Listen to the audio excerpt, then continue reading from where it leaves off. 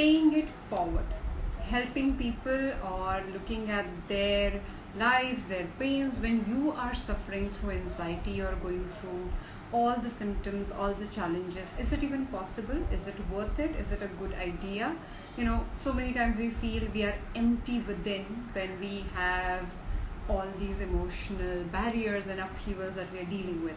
And in the space where you are feeling as if you are empty, when you start giving things to people, what good can that do?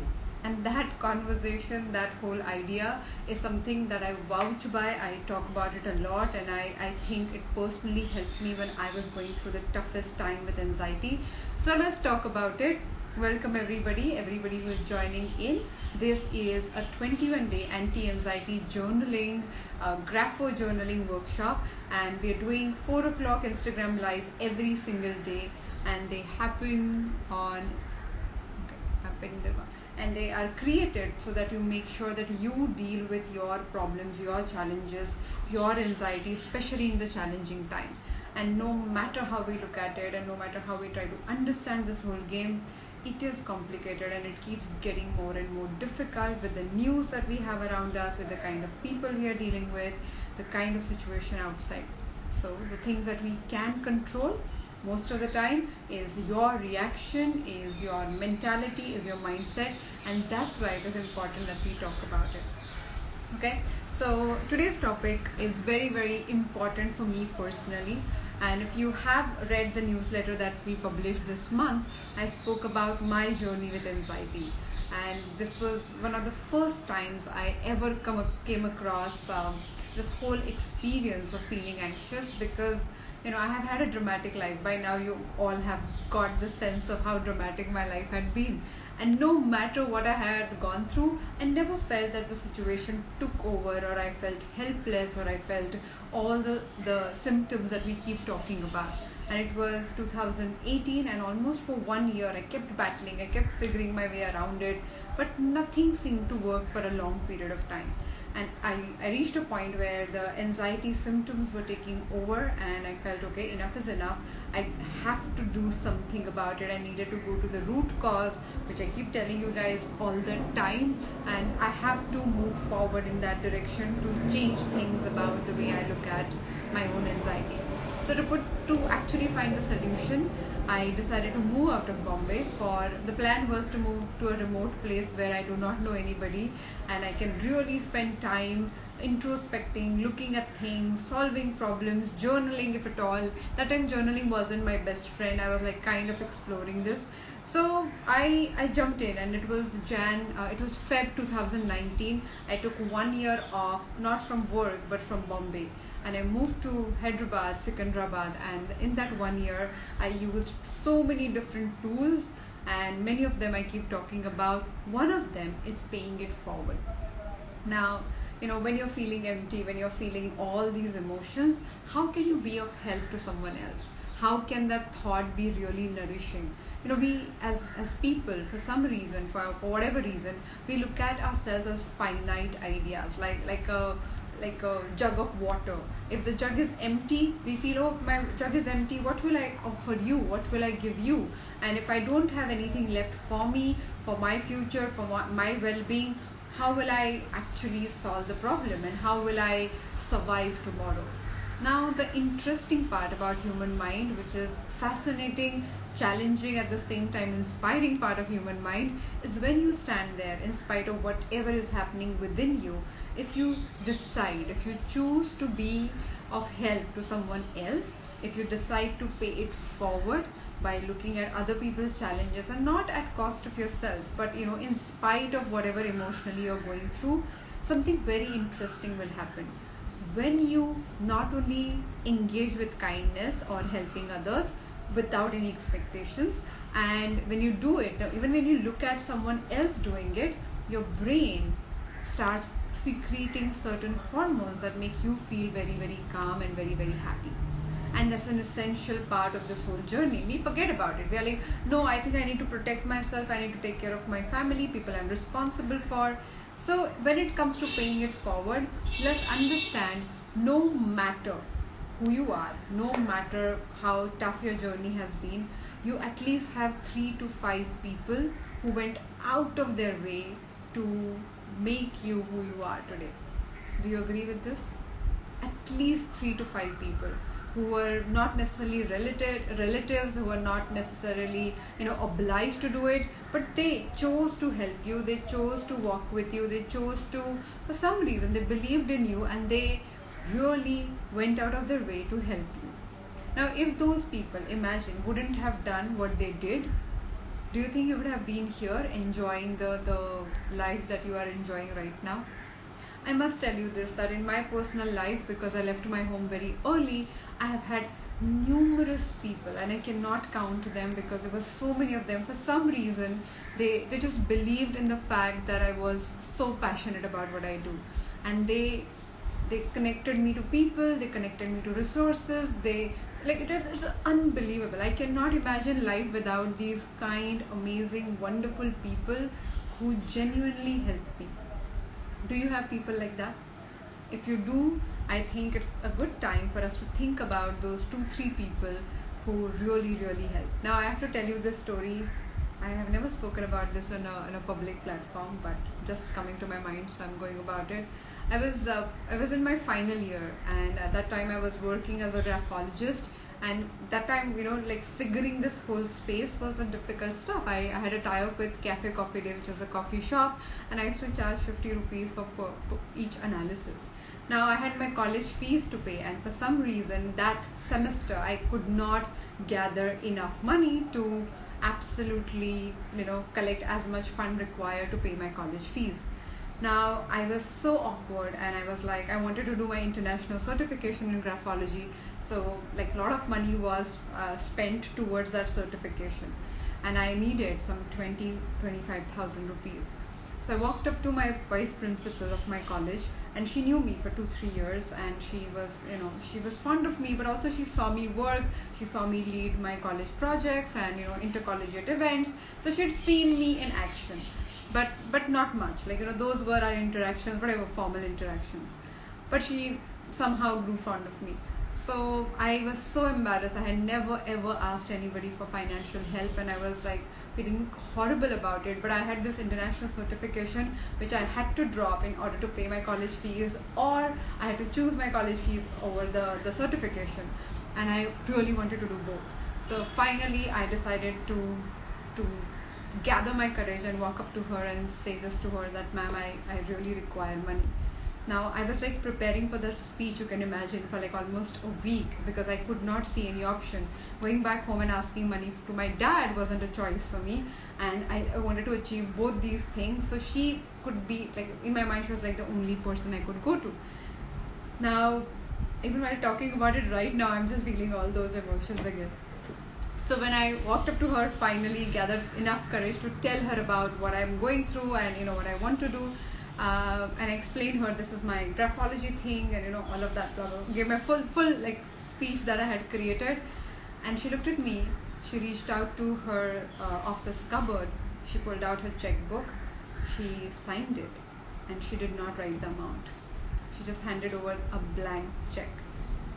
And I was in tears. I just could not believe this. And I'm like, ma'am, you don't know me. I know I didn't say all of this, but my mind was going crazy. I'm like, a blank check from your college vice principal only because she just wants to help you. And that moment of kindness I felt, was so powerful. Throughout my life, throughout in my career, every time I look at these journeys of people who are really committed, who really want to achieve things, who want to help other people, I remember that moment, that impact of not only one person like that. I have had so many stories like that. People almost considered me as their daughter, and I know 5 people who call me their daughter. It's just an honor for anybody to do that, and they mean it. They have met me 3-4 times, but the connection is so strong, and they have been those so-called adopted parents for me, because I was away from my home, and that was, I felt, a beautiful journey. Now I believe you also have stories like that. You have stories where people stood by you, believed in your ideas, believed in your dreams, believed in what you wanted to do. Is it not our time to pay it forward? Is it not our time to do whatever it takes? Now, every time we do these conversations or we do podcast, and I'm like constantly talking about different concepts. Now, if you look at as a coaching, as a business, people tell me, but isn't it your intellectual property? Isn't it what you should be, what you do in your sessions, like a paid conversation? Of course, that's what we do. But if you look at the larger context, if your job, if I haven't signed up to be a professional coach, I have signed up to be a coach who, like a doctor, can do her job in spite of whatever the situations are. You also get paid for it, which is a great thing, and it's an amazing thing that your profession can, get you a great life. But at the same time, the fundamental commitment of each profession is very basic. What is your commitment when it comes to your profession or your life? If constantly, every day, on a daily basis, you keep paying attention to that fundamental commitment of your profession, and no matter what your profession is, it will not be in like this humanitarian space, it could be absolutely any profession that you pick. If you look at your profession and say, how can I pay attention to this simple idea of paying it forward? My mother makes ragi laddus, and that's like a little business she started 2 years ago, because my sister is an actor and all her friend circle, people are into healthy eating, so they are like, okay auntie, this laddus are very nice, I want to buy. So that's how it started, and she kind of continued to do that. And when she spoke to her so-called customers who are our friends, she looked at them and she realized that these kids are struggling, they are in stress, they are like figuring out their lives, they're living alone. So my mom started doing this, which is very inspiring. She makes these laddus, and every time she has an order, it's damn cute how she does it. She prays while making the laddus, while packing them. It is like I don't know how it's gonna work, but my prayers might work for this child. And that simple act is paying it forward. Paying it forward is not about money. It's not about how we try to, how rich we are, how poor we are. It is also the specific intent with which you function, the ideas that you contribute to other people, the time, the energy that you give, the attention that you give. We have no clue about I think we underestimate the whole power of the attention that we can give to the other person. When you are listening to a friend, when you are being of help, we spoke about so many areas about anxiety to take care of ourselves. Today, I genuinely want to talk about what can you add to people around you, people you know, and mainly people you do not know. It is like, it's not only one-way streak of like only, give and take relationship. It's about, one of the teachers spoke about, the spiritual teachers, he was describing this whole concept to his disciples, and he said, when a flower blooms, it is not blooming for you. It is not blooming for certain people to take notice. It's not blooming for validation. If nobody looks at it, it will still bloom. Right? Now, if we look at that simple concept and we decide to bloom and become full version of ourselves, and in that process, the fragrance that we give out, people may receive it, they may not. But your job is not to evaluate every time, or what did I receive, what did I get, what did I give, what is the transactional space here, especially in times like these. Okay, so when you stand there, it's okay, instead of only keeping it transactional, what if I just do it because for me, it matters that I stand and I help. For me, it matters that I pay it forward. For me, it is my essential journey that when I pay it forward, when I contribute to the other person, it brings that sense of chemical harmony in my body and my mind. Now, is it selfish? In a way it is. But like when you remain in this process, when you keep doing it, you'll realize that it becomes your second nature. You don't have to necessarily think about it. If you see a space where you can be of help to somebody, it becomes your natural tendency to jump in and do what is needed.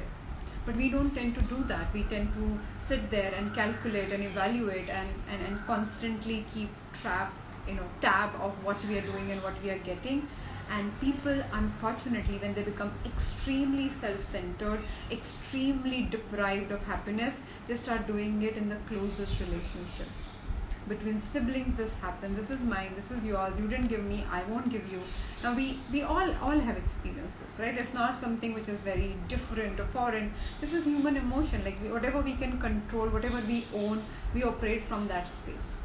But when I think of people like my vice principal or people I have known in my life who didn't have anything to gain by helping me, and in spite of not having anything to gain, they went out of their way to do things, I feel this is of real value. What can we do to do that for other people? Can we create that environment for other people to grow, other people to find their own voice? How can we actually genuinely pay it forward? Okay, so today I want you to think about three people, at least three people who were actually, like the way I'm saying, they were very kind to you, or they have contributed to your life in ways that is, that no one else could have done. They did things that otherwise, you could have paid for, or you couldn't have done that too. Sometimes people are so kind that you can't even pay for their work. You can't buy those genuine caring moments that they create for you. We have friends like that, we have family members like that, we have so many people. So I want you to first begin today's journaling by thinking of three people who were of great influence or great help when you needed it. And I want you to think about what can you do to pay it forward to three more people. Don't think about who are these three people, it doesn't matter. My question is, what can you do? Because there is something that we all can do, right? Like I feel when we are thinking about this concept, like one of the things they say, that if you genuinely want to help, if you genuinely want to contribute in a way that is valuable for you. Don't give away things that you have stopped using. Don't give things that you don't care about. Give things. If you genuinely want to add that, that sense of happiness, then do things that are precious to you. Give those things and pick that. How can you pay it forward? What is precious to you that by sharing it, you will feel happy about it? Today I want to talk about this particular book. I don't know whether I have spoken about this. This is a book called Synchro Destiny by Deepak Chopra. You're seeing a reverse image. This is for the Facebook people. You can see the book is so old. This is my copy from I think 2004. So it's like a really old copy. Now he speaks about the whole idea of paying attention. When we pay attention to somebody, when we pay attention to an activity, when we pay attention in our paying it forward act, you are being completely involved. And there is a huge power to attention. In coming days, I want to talk about this whole concept of flow, which I had spoken about in the last workshop too. But it is very important for us to look at the paying attention aspect. Aditi can speak and type at the same time? Not really. I don't think I do multitasking well at all. So whatever we choose to focus on, he says, our attention will make it the aspect of our mind or our memory is not about what happens. What we actually pick up is about what we pay attention to. Let's take a quick example. Look around whatever room you're sitting in right now.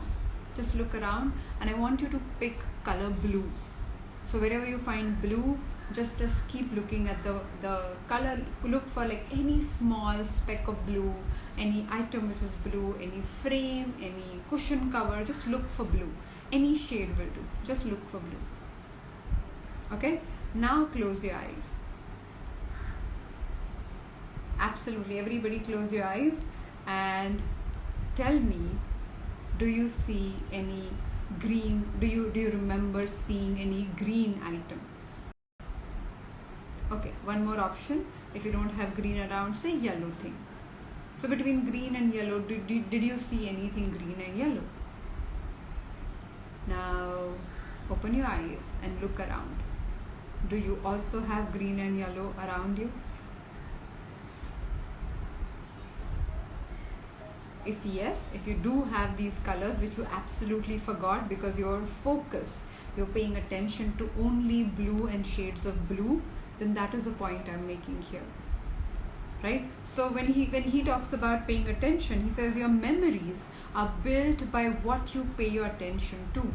They're not always about what is happening, but what you pay your attention to.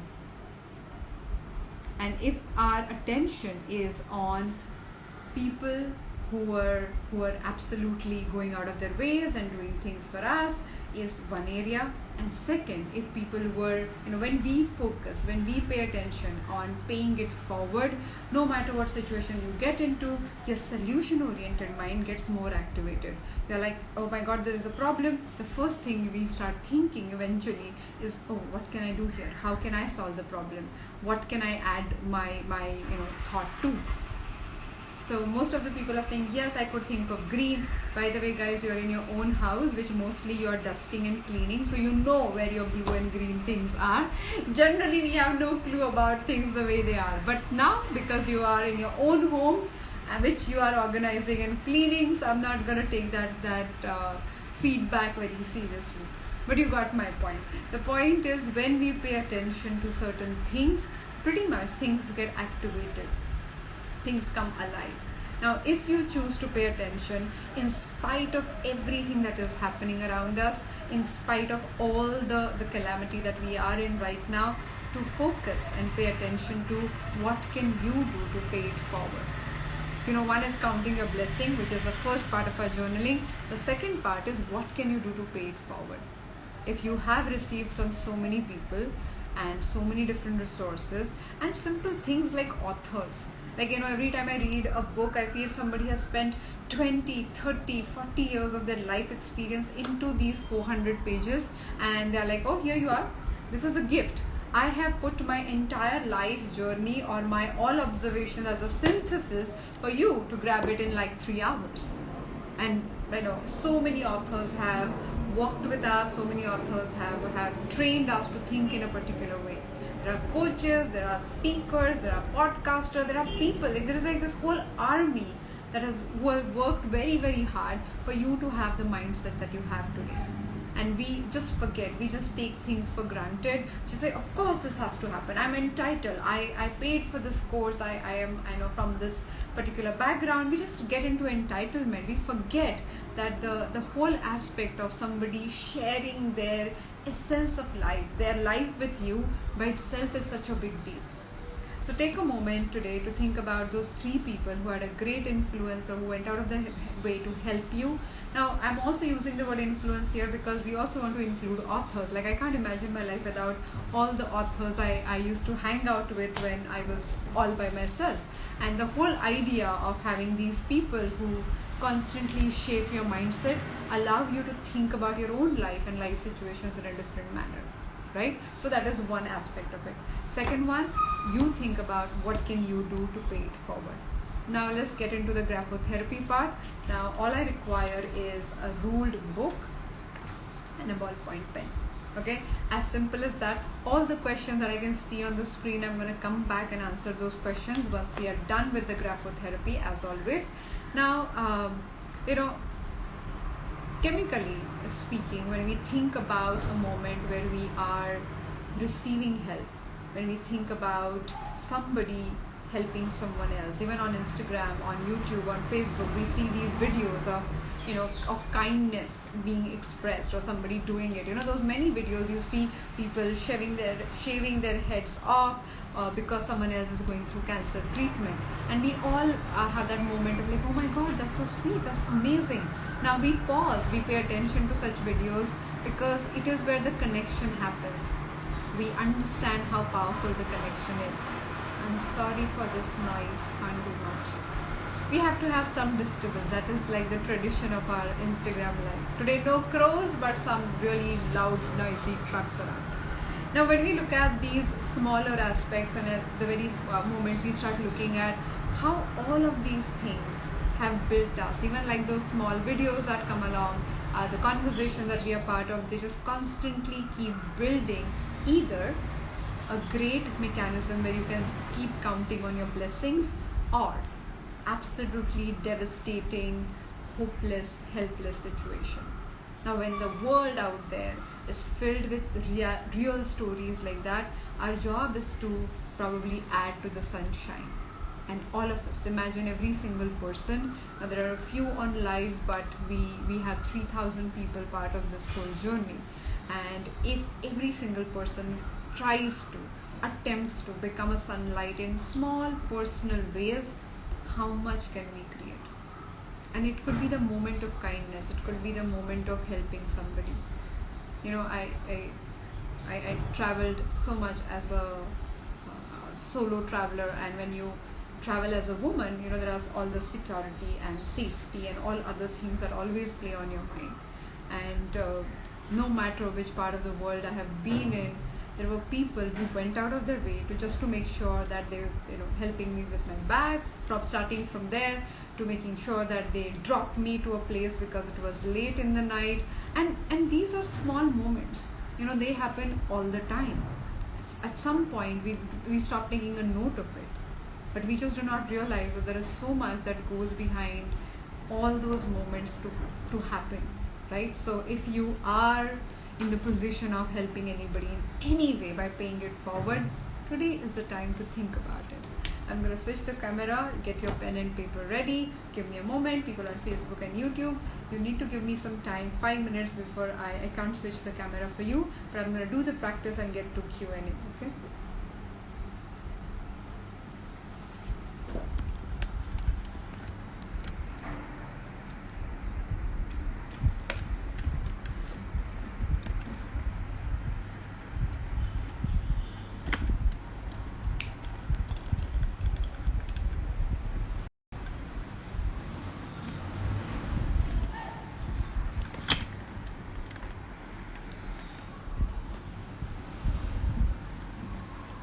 There you go.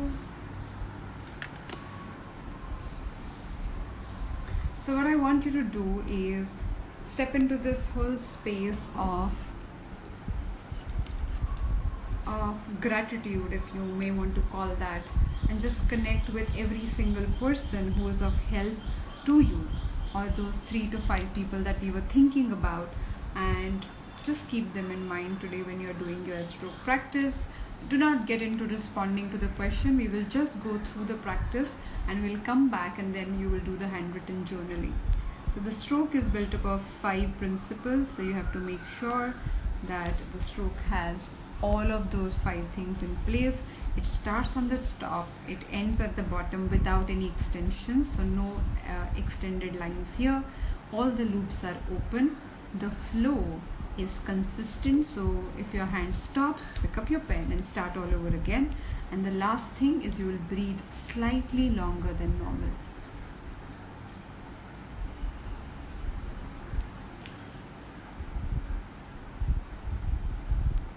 As I was talking about paying attention, pay as much attention as possible on each stroke formation.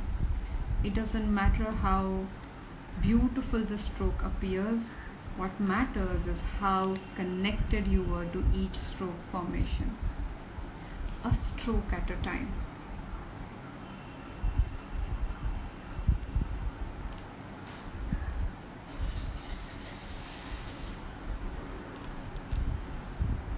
I keep saying this, when you do this practice, you add a spoonful of calmness to your life, a spoonful of calmness to the way you look at the world, the way you interact with things. And that is the journey that we want to take ahead with one another. All the ballpoint pen in my house are getting over as everybody's practicing these things. Give me a moment.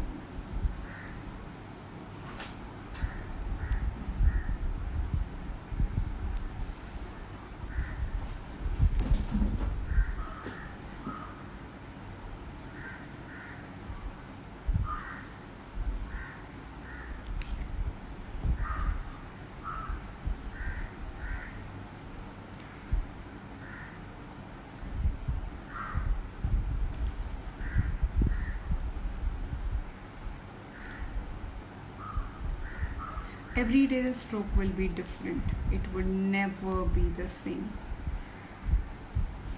not because you have different pens, but because the mind and the body is going through different variation. Sometimes it gets affected because you do not sleep enough, because you eat different food. Everything that affects your mind, the stroke in a way represents that.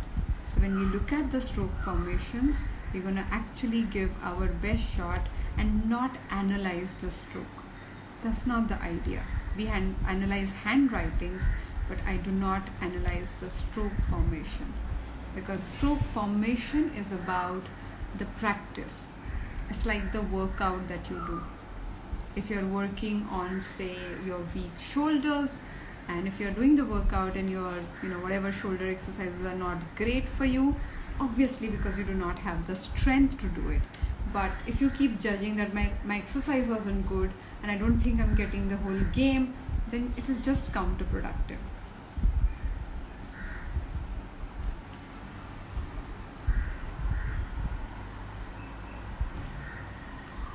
A stroke at a time. Breathe slightly deeper than normal.